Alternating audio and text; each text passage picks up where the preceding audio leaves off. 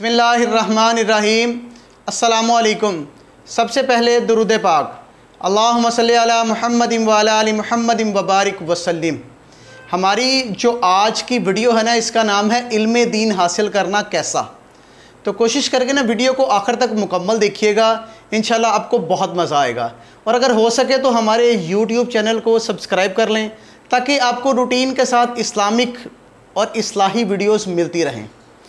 इल्म दीन पढ़ना और पढ़ाना जन्नत में ले जाने वाला काम है और निहायत ही एक शानदार अमल है। इस सिलसिले में चंद अहादीस आपको बयान करूँगा, कोशिश करके इनको याद कीजिएगा ताकि आपको और मुझे सवाब मिलता रहे। कसीर बिन कैस रदियल्लाहु ताला अन्हो से रिवायत है कि उन्होंने कहा कि मैं हज़रत अबू दरदा रदियल्लाहु ताला अन्हो के पास दमिश्क की जामिया मस्जिद में बैठा हुआ था, तो एक आदमी आया और कहा कि ए अबू दरदा रदियल्लाहु ताला अन्हो, मैं मदीना मुनव्वरा से एक हदीस सुनने के लिए आप रदियल्लाहु ताला अन्हो के पास आया हूँ। मुझे ख़बर मिली है कि आप इस हदीस को रसूल पाक सल्लल्लाहु अलैहि वसल्लम से रिवायत करते हैं। मैं किसी भी और ज़रूरत के लिए यहाँ पर नहीं आया। ये सुनकर हज़रत अबू दरदा रज़ियल्लाहु ताला अन्हो ने कहा कि बेशक मैंने रसूलुल्लाह सल्लल्लाहु अलैहि वसल्लम से इस हदीस को ख़ुद सुना है। जो शख्स इल्म की तलब में कोई रास्ता चले तो अल्लाह ताला इसको जन्नत के रास्तों में से एक रास्ते पर चलाएगा। बेशक फरिश्ते तालिब इल्म की खुशी में अपने पर उसके पाँव के नीचे बिछा देते हैं, और बेशक आलिम के तमाम यानी कि कुल आलम जो है ना, उसके तमाम आसमान और ज़मीनों की चीज़ें और मछलियाँ पानी के अंदर उसकी मग़फ़िरत की दुआ करती हैं। देखिए इल्म दीन हासिल करने का कितना सवाब है कि अल्लाह पाक की बनाई हुई हर चीज़, चरिंद परिंद, हर चीज़ उसका यानी कि ना मुकम्मल उसके लिए दुआ करती हैं, उसके लिए इस्तग़फ़ार करती हैं, उसके लिए मग़फ़िरत करती हैं। और आलिम की फ़जीलत आबिद के ऊपर ऐसी है जैसे कि 14वीं रात के चाँद की फ़जीलत तमाम सितारों पर है। और यकीन रखें उलमा कराम अंबिया कराम के वारिस हैं, और अंबिया अलैहिस्सलातो वस्सलाम की मीरास, जो मीरास है ना उनकी, वो दिनार और दिरहम नहीं है। अंबिया कराम की मीरास तो इल्म ही है। जिसने इसको लिया उसने बहुत बड़ा हिस्सा पा लिया। हज़रत अनस रदियल्लाहु ताला अन्हो से रिवायत है कि रसूलुल्लाह सल्लल्लाहु अलैहि वसल्लम ने फरमाया, जो तालिब इल्म हासिल करने के लिए घर से निकला वो अपने लौटने के वक़्त तक जहाद की हालत में है। यानी कि वो जब से अपने घर से निकल पड़ा ना, तो तब तक अपने घर वापस नहीं आता, चाहे उसको कुछ साल लग जाएं, वो उस वक़्त तक जिहाद की हालत में है। मतलब ये है कि जितने दिन भी लगें, तालिब इल्म है ना, घर से निकल पड़ा। बाज़ औक़ात ऐसे तालिब इल्म होते हैं जो मदरसों में जो साल हा साल रहते हैं, तो उनको उतने ही दिन, उतने ही साल, उतना अरसा जिहाद का सवाब बराबर मिलता रहेगा। हज़रत हसन बसरी रज़ियल्लाहु ताला अन्हु से रवायत है, उन्होंने कहा कि रसूलुल्लाह सल्लल्लाहु ताला अलैहि वसल्लम ने फरमाया, जिसको इस हालत में मौत आ गई कि वो इस्लाम को ज़िंदा करने की नीयत से इल्म हासिल कर रहा था, यानी कि वो बंदा मर जाता है, इस्लाम को ज़िंदा करने की नीयत से इल्म को हासिल करने वाला, तो जन्नत के अंदर इसके और नबियों के दरमियान बस एक ही दर्जे का फ़ासला होगा। मतलब जन्नत में उसका उतना दर्जा बुलंद होगा कि उससे ऊंचा दर्जा नबियों का होगा, अगरचे उसके ऊपर नबियों का एक ही दर्जा इतना बुलंद व बाला और अज़मत वाला है कि इसकी बुलंदी तक किसी अक्ल की रसाई नहीं है। यानी कि अल्लाह अकबर कह सकते हैं कि उस दर्जे की इतनी बुलंदी होगी जो अंबिया कराम के पास होगा कि आप उस दर्जे का अंदाज़ा हम और आप लगा ही नहीं सकते।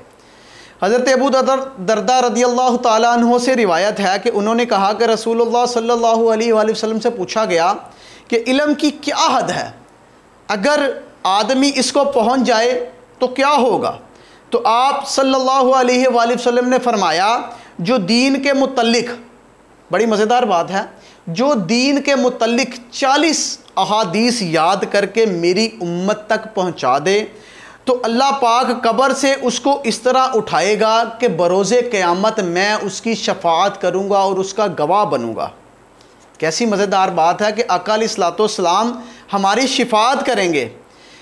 اس سے ہمیں یہ بھی معلوم ہوتا ہے کہ ایک مسلمان جب تک علم دین کی طلب میں اپنے گھر سے باہر رہتا ہے نا، تو اس کو ہر قدم اور ہر دم، اس کو ہر لمحے جہاد کا ثواب ملتا رہتا ہے۔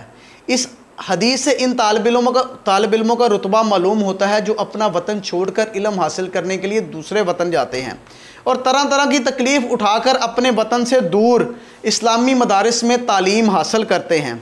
کاش مسلمان ان طالب علموں کے مرتبے اور درجات کو سمجھ کر ان کی دلجوئی کرنی شروع کر دیں اور مجاہدین فی سبیل اللہ کے معاونین کی فہرست میں اپنا نام لکھوا کر جہاد کی تربیت حاصل کر کے ثواب حاصل کریں۔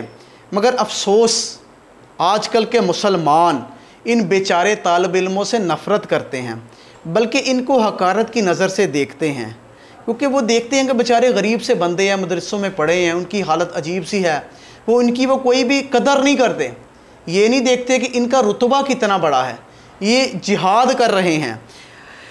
اللہ اکبر، ان نیک بندوں سے بدسلوکی کر کے اپنی آخرت کو خراب کرتے ہیں۔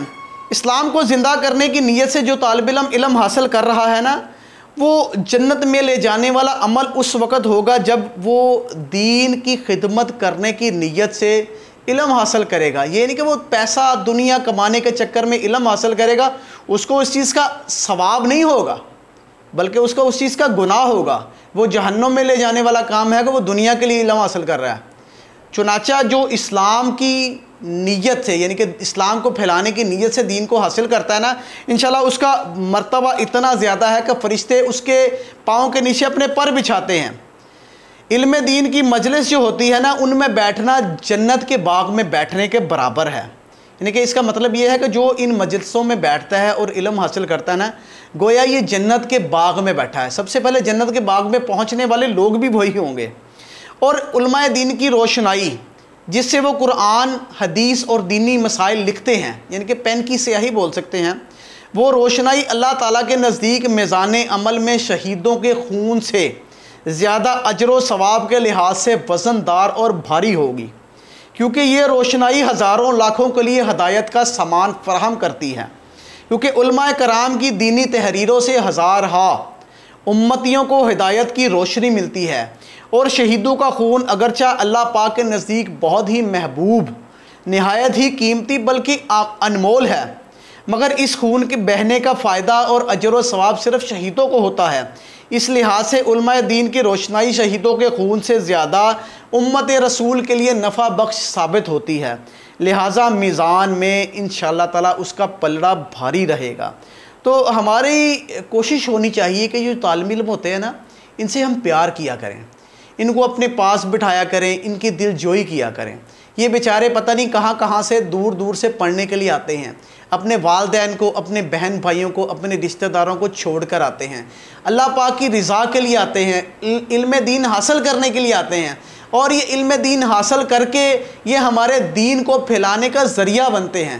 اللہ پاک ہمیں بھی ان لوگوں کی فہرست میں شامل فرمائے جو علم دین کو حاصل کرنے کی نیت سے نکلتے ہیں سفر میں۔ کوشش کر کے آپ علم دین کو حاصل کرنے کے لیے نکلا کریں۔